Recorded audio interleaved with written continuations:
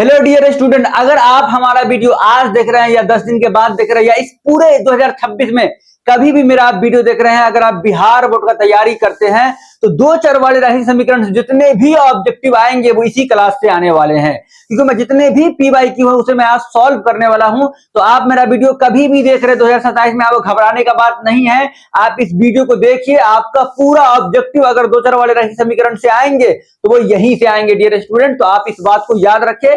आपके लिए ज्यादा बेहतर ये होगा कि जो मैं क्वेश्चन लिखाऊंगा उसको आप अपने कॉपी में नोट डाउन कर ले, क्योंकि क्वेश्चन आपको इसी से ऑब्जेक्टिव आने वाले हैं, ये मेरा गारंटी है। समझ में आया क्या ना डियर स्टूडेंट? चलिए तो हम लोग आज ऑब्जेक्टिव को सॉल्व करते हैं। सबसे पहले जो कुछ बेसिक पॉइंट होता है इस चैप्टर का मैं आपको समझा देता हूं। देखिए, सबसे पहले है दो चर वाले रैखिक समीकरण युग्म। ये क्या है? मेरा युग्म है। युग्म अगर इसका इंग्लिश की बात करें, इंग्लिश में क्या बोलते हैं? इसको हम बोलते हैं linear pair of linear equation. यहां लिख दे pair of linear equation in two variables. ये डियर स्टूडेंट आपको याद रखना है। मैं आपको बता दूं, इस चैप्टर में जो हमें पढ़ना है वो कुछ ज्यादा डिफिकल्ट चैप्टर तो है नहीं, लेकिन जो मैं आपको बता रहा हूं उसको केवल आप नोट करिए, आपका पूरा ऑब्जेक्टिव इसी से बन जाएगा। चलिए तो पहला एक में अगर आपको नोट करना है, देखिए हमारा जो स्टैंडर्ड फॉर्म ऑफ इक्वेशन होता है a1x plus b1y plus c1 बराबर 0 हो, and a2x plus b2y and plus c2 बराबर 0 हो। अच्छा ध्यान रखिए डियर स्टूडेंट, कभी भी a1 बराबर 0, एक बार में a1 0 हो सकता है, दूसरे बार में b1 0 हो सकता है, लेकिन दोनों एक साथ यानी a1 का स्क्वायर एन प्लस b1 का square is not equal to 0। ये आपको याद रखना है। देखिए याद रखिए, एक बार में ये भी 0 हो सकता है, ये भी 0 हो सकता है, लेकिन एक साथ दोनों 0 नहीं हो सकते, यही हमने लिखा है। बस इतना बात ध्यान के। अब आपको जो मेन चीज याद रखना है कि अगर हमारा ये a1 बाई a2 बराबर नहीं हुए b1 बाई b2 के, तो हमारा यहाँ पे आपको बहुत सारे बात याद रखना है। पहला बात ये हमारा क्या होगा कि ये हमारे संगत होंगे। क्या होंगे? संगत, क्योंकि इसका एक हल निकलेगा। कितने हल होंगे? एक हल होंगे, जिसको हम लोग यूनिक सॉल्यूशन भी बोलते हैं। एक हल या अद्वितीय हल बोल सकते हैं। अच्छा ये ग्राफ इसका कैसा होगा? तो यह प्रतिच्छेदी ग्राफ होंगे। क्या होंगे? प्रतिच्छेदी ग्राफ होगा। अच्छा इसको हम लोग अवरोधी भी बोल सकते हैं। क्या बोलेंगे? अवरोधी। याद रखिए, वैसे समीकरण जिसका एक हल होता है उसको हम लोग अवरोधी बोलते हैं, और जिसका कोई हल नहीं होगा उसको हम लोग विरोधी बोलेंगे। तो ये बात आपको याद रखना है। फिर कभी ऐसा हो सकता है कि a1 बाई a2 बराबर होंगे b1 बाई b2 एंड बराबर होंगे c1 बाई c2। जब कभी तीनों बराबर आ जाए डियर स्टूडेंट, तब को याद रखना है ये भी हमारा पहली बार संगत होंगे, क्योंकि इसका हल ज्ञात किया जा सकता है। अच्छा इसके अनंत हल होंगे। क्या हल होंगे? अनंत हल होंगे। इसके अनंत हल होंगे। तीसरा ग्राफ संपाती होगा। संपाती बोले तो एक ही लाइन पर होंगे।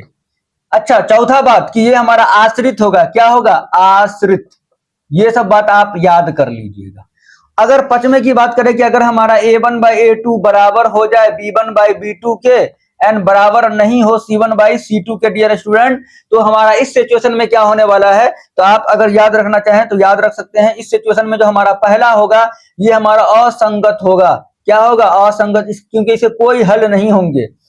कोई हल नहीं होगा। कोई हल नहीं होंगे। जब कोई हल ही नहीं होंगे तो आपको याद रखना है असंगत होंगे, कोई हल नहीं होंगे, और आपको याद क्या रखना है? तो आपको याद रखना है ग्राफ जो होगा वो समानांतर होंगे, यानी कभी नहीं मिलेंगे। और ये हमारे लिए अगर हमारा a1 बाई a2 बराबर होंगे b1 बाई b2 बराबर नहीं होंगे c1 बाई c2 के, तो यहाँ पे क्या होगा? आपको याद रखना है ग्राफ हमारा सॉरी ये हमारा असंगत होगा, कोई हल नहीं होंगे, समानांतर होगा, विरोधी होगा।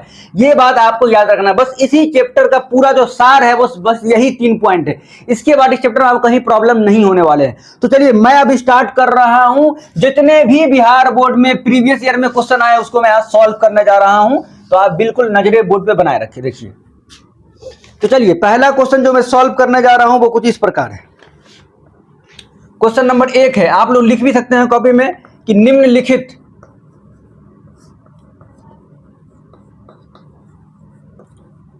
निम्नलिखित में से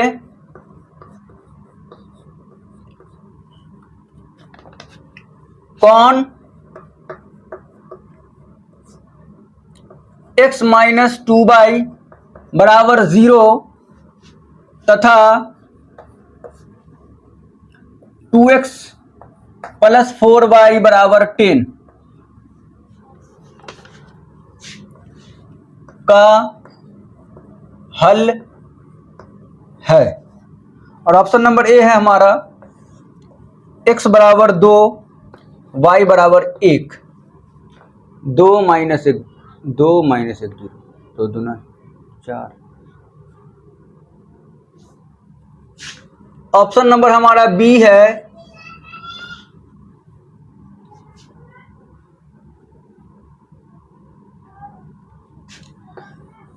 x बराबर 3 y बराबर 1 एंड ऑप्शन नंबर हमारा डी है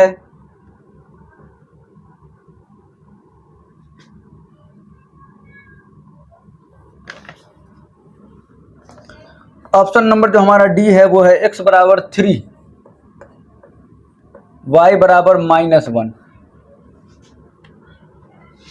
एंड सी है ऑप्शन नंबर x बराबर 2 y बराबर 2। चलिए डियर स्टूडेंट देख लेते हैं। हमें लग रहा है ये क्वेश्चन थोड़ा गलत हो गया, लेकिन कोई बात नहीं, हम लोग इसे सॉल्व करते हैं। देखिए अगर आपका इस चैप्टर से कोई भी प्रश्न आएंगे वो यहीं से आएंगे। देखिए सबसे पहले हमें ध्यान रखना है कि निम्नलिखित में से कौन सी संख्या, इसका हल क्या होगा। तो हमारे पास हल निकालने के लिए बहुत सारे विधि होते हैं, लेकिन हम लोग क्या करेंगे ना, हम वैल्यू पुट करके भी देख सकते हैं। अगर हमने x का मान यहाँ 2 रख दिया तो 2 माइनस 2 बराबर 0 आ जाएगा, मतलब ये वाला हमारा सेटिस्फाई तो कर, लेकिन फिर यहाँ देखते हैं 2 टू 4 और 4 8, यानी ये वाला हमारा आंसर नहीं हो सकता है।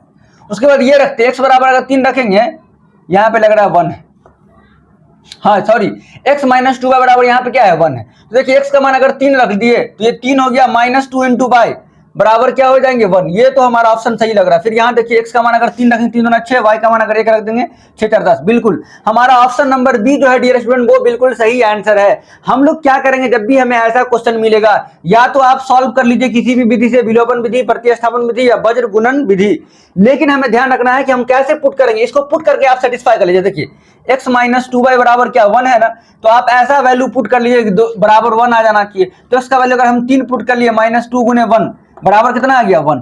तो यही उसी तरीके से इस वाले समीकरण को अगर सेटिस्फाई करना है तो 2x प्लस 4y बराबर कितना है 10 है ना। तो अब x का मान अगर हमने 2 दे दिया 3 दे दिया तो कितना हुआ 6, प्लस y का मान अगर 1 दे दिया 6 10 हो गया, दोनों तरफ बराबर हो गया। बिल्कुल ये वाला वैल्यू हमारा सेटिस्फाई होगा, इसका आंसर क्या हो जाएंगे यही हो जाएंगे। चलिए अब हम लोग बात कर लेते हैं क्वेश्चन नंबर 2 का। क्वेश्चन नंबर जो हमारा 2 है वो है एक रैखिक समीकरण में एक रैखिक समीकरण का घात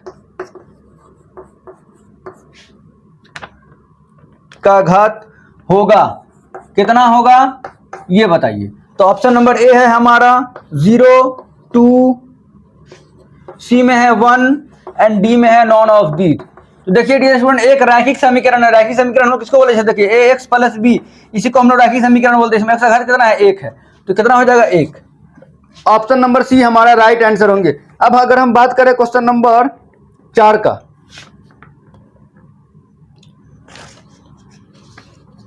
कि दो चर x, y में रैखिक समीकरण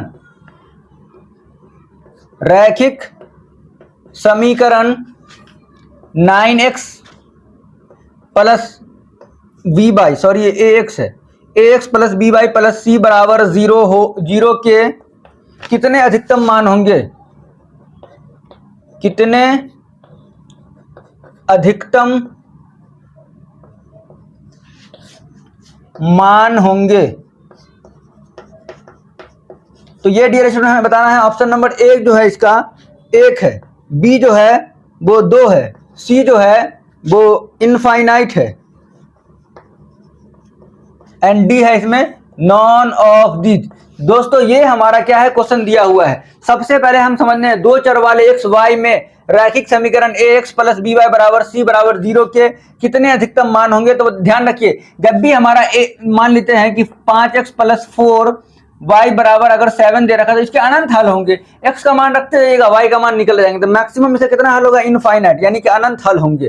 समझ में आ गया होगा आपको ये भी question. Dear student question number जो हमारा 4 है वो यदि दो चर में दो रैखिक समीकरण के आलेख प्रतिच्छेदी रेखा हो तो हलों की संख्या कितनी होगी? देखिए जब भी हमारा ग्राफ प्रतिच्छेदी होगा, अगर हमारा ग्राफ प्रतिच्छेदी होगा तो केवल एक और एक हल होंगे, सिर्फ एक हल होंगे। ऑप्शन नंबर ए हमारा बिल्कुल सही जवाब है। चलिए अब हम लोग इसके बाद वाले क्वेश्चन को लिखते हैं।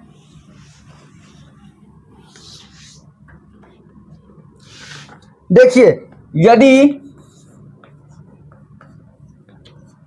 यदि 3x माइनस 5y बराबर 0 तथा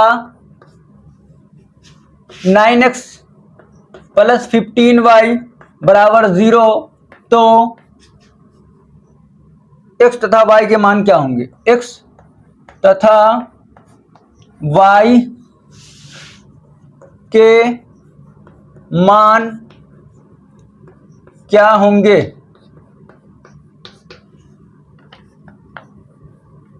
ऑप्शन नंबर ए x बराबर 1 y बराबर 1। ऑप्शन नंबर बी x बराबर 0 y बराबर 0।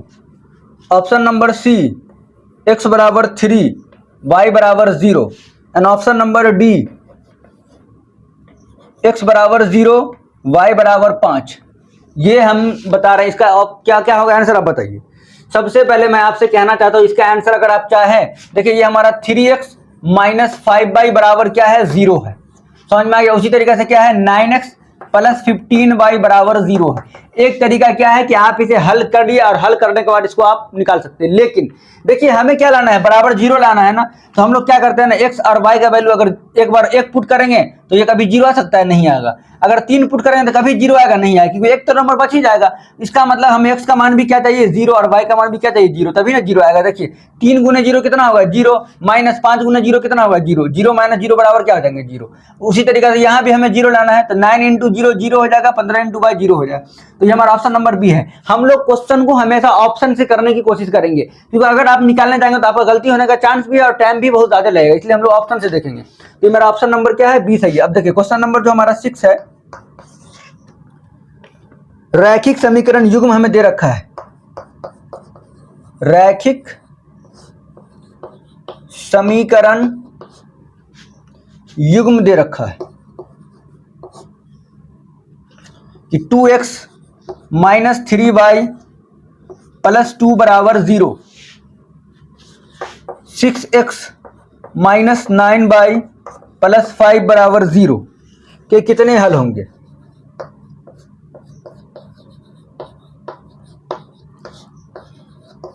कि कितने हल होंगे? ऑप्शन नंबर ए एक और केवल एक हल होंगे, एक और केवल एक हल होंगे।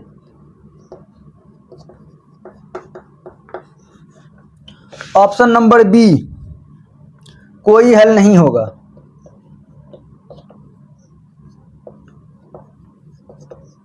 कोई हल नहीं होंगे।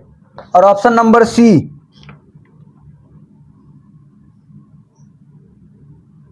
अनगिनत हल होंगे।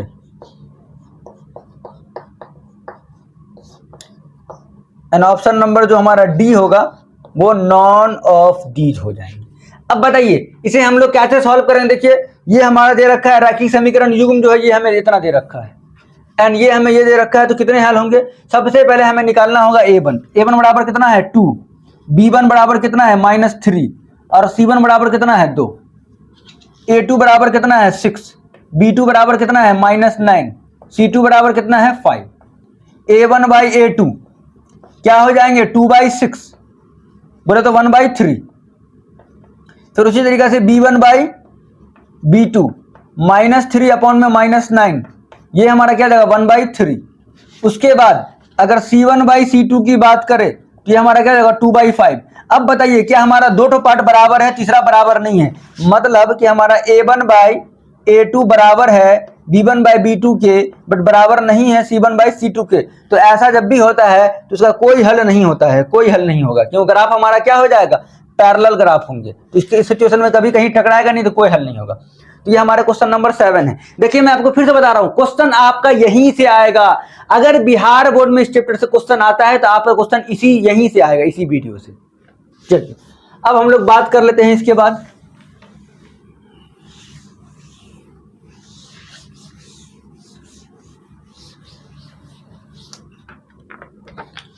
चलिए अब अगर हम बात करते हैं यदि 2x प्लस 3y बराबर 11 है, चलिए जो हमारा क्वेश्चन नंबर ये 8 है, आप लोग नंबर काउंट करते रहें। यदि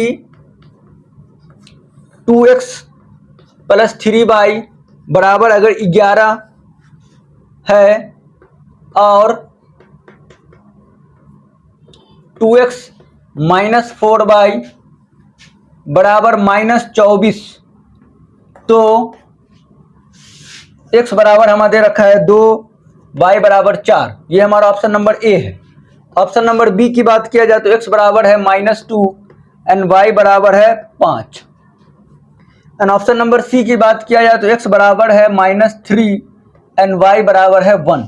एंड ऑप्शन नंबर डी की बात किया जाए तो x बराबर है -2 एंड y बराबर है 5। देखिए डियर स्टूडेंट, इसे हम लोग कैसे सॉल्व करें। एक तो आपके पास तरीका क्या है कि दोनों को आप किसी भी एक विधि से सॉल्व करते हैं, विलोपन विधि या प्रत्यास्थापन विधि। लेकिन हम लोग क्या करेंगे, ऑप्शन का यूज करके इसे हम लोग सॉल्व करना शुरू करेंगे, क्योंकि इसमें गलती होने का चांस कम है। देखिए हमारा क्या लिखा हुआ है, 2x प्लस 3y बराबर 11। पहले हम इस वाले समीकरण लिखते हैं। अब बताइए अगर हमने x का मान 2 लिया और y का मान 4 लिया, 4 तिहाई 12 और 2 दूना 4, ये कभी आएगा नहीं। ये वाला ऑप्शन तो इस वाले समीकरण के लिए नहीं, ये वाला चेक कर लेते हैं।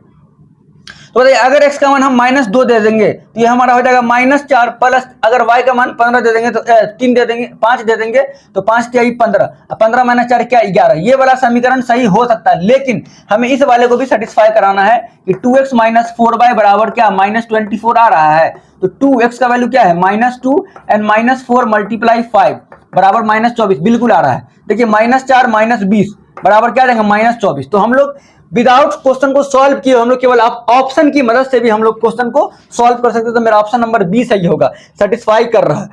यानी इसे अगर आप सॉल्व कीजिएगा तो x का मान -2 आएंगे, y का मान 5 आएगा। चलिए इसके बाद वाले जो क्वेश्चन उसे भी हम लोग सॉल्व कर लेते हैं। तो क्वेश्चन नंबर जो हमारा 10 है, सॉरी 9, कि रैखिक समीकरण हमें युग्म दे रखा है। फिर से हमें रैखिक समीकरण युग्म दे रखा है। रैखिक समीकरण युग्म हमें दे रखा है और वो क्या है 2x माइनस 3y प्लस 12 बराबर क्या है 0। उसी तरीके से 6x माइनस 9y प्लस 5 बराबर क्या है 0। तो पूछा है कि कितने हल होंगे, कि कितने हल होंगे। ऑप्शन नंबर ए जो है हमारा वो है एक और केवल एक हल होंगे, एक और केवल एक हल होंगे। ऑप्शन नंबर हमारा बी है, कोई हल नहीं होंगे, कोई हल नहीं होंगे। ऑप्शन नंबर जो सी है वो मेरा अनंत हल होंगे। और ऑप्शन नंबर जो हमारा डी है वो नॉन ऑफ दीज होंगे। डियर स्टूडेंट बताइए इसका क्या आंसर होगा। सबसे पहले आपको समझना है कि इसमें हमें रेशियो निकालना होगा। क्या निकालेंगे, a1/a2। बताइए a1/a2, अरे भैया यही तो हम बनाए हैं, इसका तो कोई हल नहीं हुआ, लेकिन चलिए हम बनाते हैं। a1/a2 बराबर क्या हो जाएगा 2/6, बोले तो 1/3। उसी तरीके से b1/b2 बराबर क्या हो जाएंगे -3 अपॉन में -9 कट जाएगा, ये मेरा आ गया 1/3। और ऑप्शन नंबर C1/C2 क्या हो जाएंगे 12/5, बोले तो क्या हो जाएगा अनंत हल हो जाएंगे, क्योंकि देखिए दो बराबर है, यानी कि हमारा क्या हो गया ना a1/a2 बराबर है b1/b2 के, बट नॉट बराबर है C1/C2। इसका मतलब जो हमारा क्या होंगे, कोई हल नहीं होगा। ऑप्शन नंबर बी हमारा राइट आंसर है। तो ये हमारा क्वेश्चन नंबर 9 हो गया। अब हम लोग क्वेश्चन नंबर 10 को सॉल्व कर लेते हैं।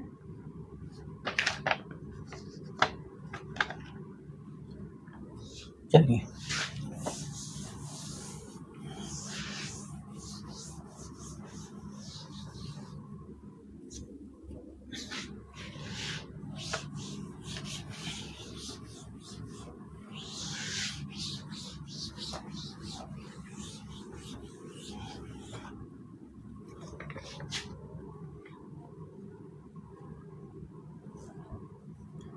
फिर देखिए अगर हम बात करें तो क्वेश्चन नंबर जो हमारा 10 है वो ये है कि दो रैखिक समीकरण के लेखाचित्र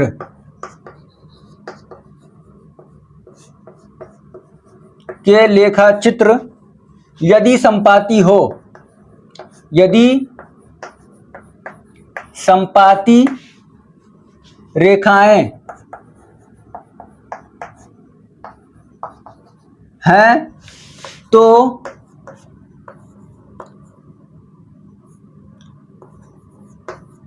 उनके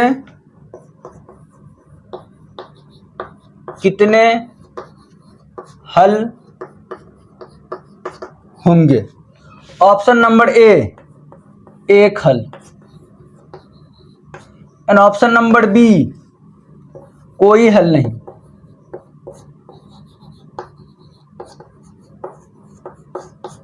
एंड ऑप्शन नंबर सी, अनगिनत हल होंगे।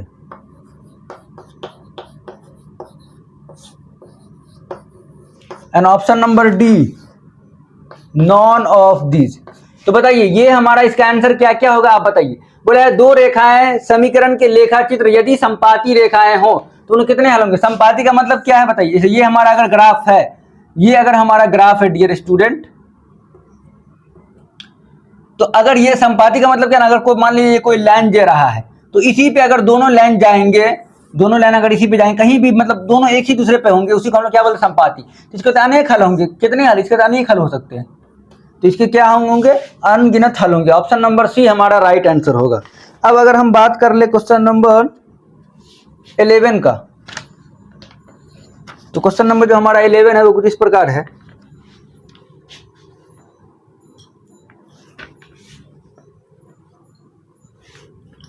देखिए डियर, क्वेश्चन नंबर जो हमारा 11 है ना, वो है कि एक समीकरण, हमें समीकरण दे रखा है और समीकरण क्या है कि 2x माइनस वाई बराबर -3 बराबर 0 दे रखा है एवं 12x प्लस 7y -5 बराबर 0 के आलेख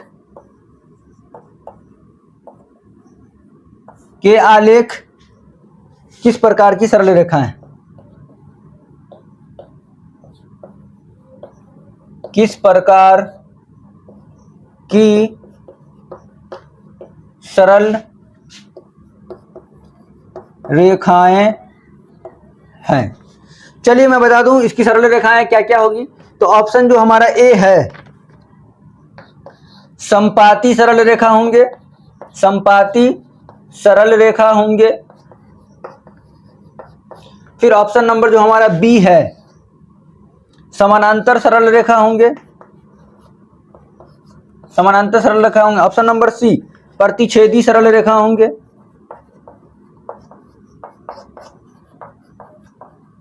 और ऑप्शन नंबर डी इसमें से कोई नहीं होगा, नॉन ऑफ दी।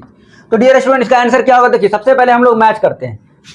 ये देखिए 2 और 12 कितना हो जाएगा? 1/6 -1 बटा -8, मतलब क्या देख रहे हैं कि हमारा a1/a2 जो है वो बराबर ही नहीं है b1/b2 के।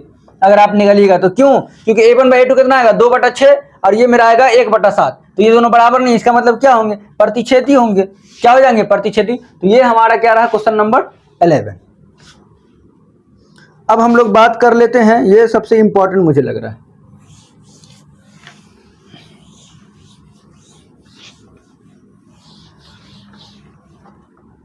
तो डियर स्टूडेंट क्वेश्चन नंबर अगर 12 की बात करें, आप बोला है कि x माइनस वाई बराबर 0 का आलेख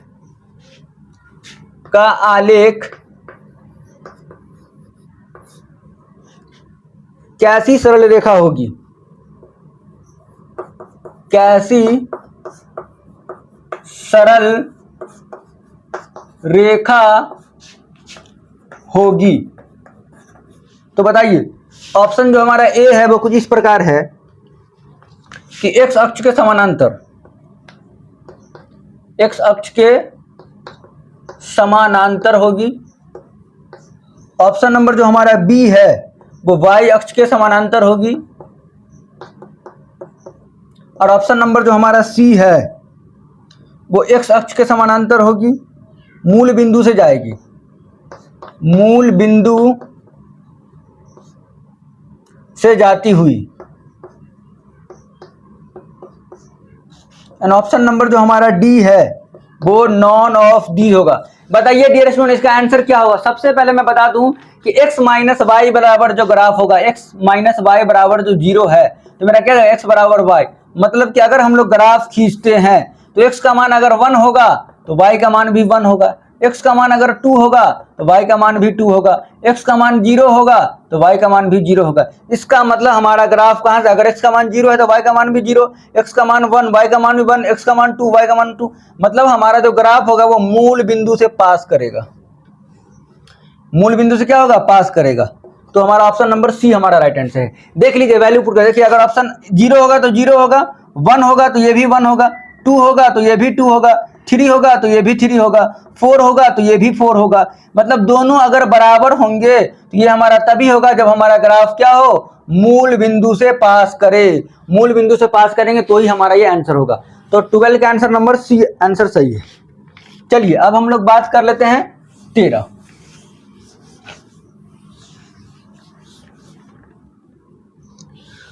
अगर बात करें क्वेश्चन नंबर कि यदि 2a प्लस 3b बराबर 8 है एवं 3a माइनस 4b बराबर माइनस 5 हो तो आपको क्या करना है बताइए। तो a बराबर क्या हो जाएंगे 1 और b बराबर हो जाएगा 2, ऑप्शन नंबर ए हो गया। फिर ये b, तो b बराबर क्या हो जाएंगे, a बराबर 2 एंड b बराबर 1, ऑप्शन नंबर सी a बराबर माइनस 1 एंड b बराबर 2 and option number D a बराबर 2 हो जाएगा और b बराबर माइनस 2। ये हमारे होंगे। अब डियर स्टूडेंट बताइए इसको हम लोग कैसे सॉल्व करेंगे। सबसे पहले हमें लाना क्या है, देखिए 2a प्लस 3b बराबर क्या हो जाएगा 8। अब बताइए हम लोग क्या करेंगे ना, a का मान अगर 1 ले लिए, b का मान अगर 2 ले लिए तो क्या ये सेटिस्फाई होगा। तो हमको दोनों समीकरण को सेटिस्फाई करके देखना है। 3a माइनस 4b बराबर क्या माइनस 5 आएगा। चलिए चेक करते हैं। सबसे पहले आप जरा हमें ये बताइए कि अगर हमने a का मान अगर ये वाला 1 ले लिया तो 2 गुने 1 प्लस 3 गुने 2 बराबर क्या 8 आएगा। बिल्कुल, 3 दूना 6 प्लस 2 बराबर क्या आ गया 8, दोनों तरफ बराबर है। यस, अब इसको यहां पुट कर देते हैं। 3 गुने 1 माइनस 4 गुने 2 बराबर क्या माइनस 5 आएगा। तो 3 माइनस 8 बराबर माइनस 5, बिल्कुल सही है। यानी हम लोग केवल ऑप्शन की मदद से बता सकते हैं कि इसका आंसर क्या होने वाला है। तो इसका जो आंसर होगा वो हमारा क्या हो जाएगा, क्वेश्चन नंबर 13 का ऑप्शन नंबर ए हमारा राइट आंसर होगा। देखिए इसे आप लोग दो चर वाले रैखिक समीकरण जितने विधि किसी भी विधि से सॉल्व कर सकते हैं, लेकिन हमें ध्यान रखना है कि हमें जल्दी सॉल्व करना है और ऐसे में हमें सही होने का चांस ज्यादा होता है। तो हम लोग क्या करेंगे, ऑप्शन की मदद से भी सॉल्व कर सकते हैं। तो ये हमारा ऑप्शन नंबर ए हमारा राइट आंसर होगा। चलिए अब हम लोग बात कर लेते हैं क्वेश्चन नंबर 14 की।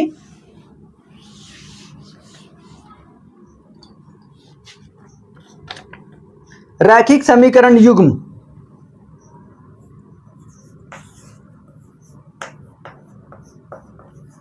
रैखिक समीकरण युग्म, रैखिक समीकरण युग्म 2x माइनस 3y बराबर 8 एवं 4x माइनस 6y बराबर 9 है। तो आपको ऑप्शन नंबर ए हमें ज्ञात करना है संगत, बी असंगत, ऑप्शन नंबर सी आश्रित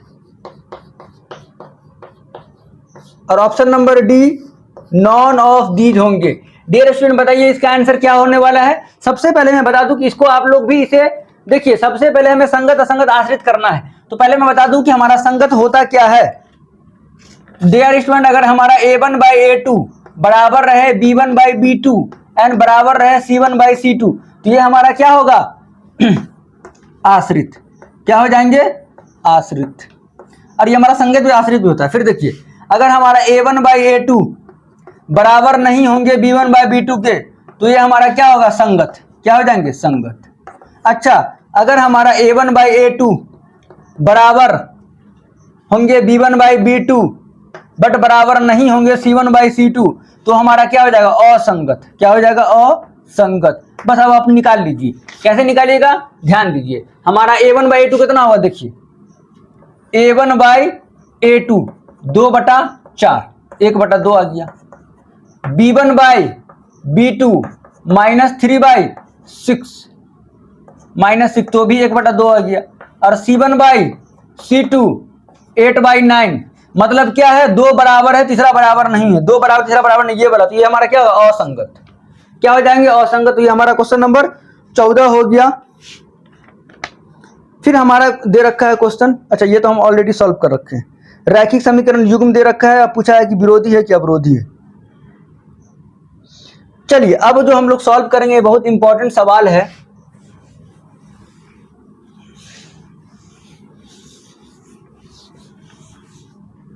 अब अगर देखा जाए तो ये हमारा बहुत इंपॉर्टेंट सवाल है। कितना है ये? 15। यदि सरल रेखाएं 4x प्लस p बाई बराबर 16 तथा 2x प्लस 9 बाई बराबर 15 समानांतर है,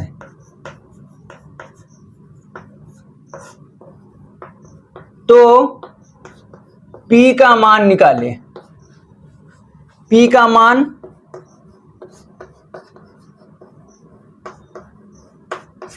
मान निकालिए। तो इसके लिए जो हमारा ऑप्शन नंबर ए है 1/3, ऑप्शन नंबर अगर हमारा बी है 3, ऑप्शन नंबर अगर हमारा सी है 18, ऑप्शन नंबर अगर हमारा डी है ये -3 हो जाएंगे। बताइए डियर स्टूडेंट क्या होगा आंसर? देखिए, इसमें बोल रखा है कि हमारा ग्राफ समानांतर हो। समानांतर कब होता है? जब a1 बाई a2 बराबर होंगे b1 बाई b2 बट बराबर नहीं होगा c1 बाई c2, तो ही ना होगा। बिल्कुल। तो हम लोग क्या करते हैं, यहाँ से a1 बाई a2 बोले तो 4/2 बराबर p बटा में 9 बराबर नहीं होगा 16/15। अब आपको क्या किसी का मान निकालना है? p का। देखिए 2 दूना 4, सीधे p का मान कितना हो जाएगा? 18। सीधे आप निकाल लीजिए p का मान कितना हो गया? 18। तो ये हमारा रहा क्वेश्चन नंबर 15। तो अब हम लोग क्वेश्चन नंबर 16 को सॉल्व करते हैं।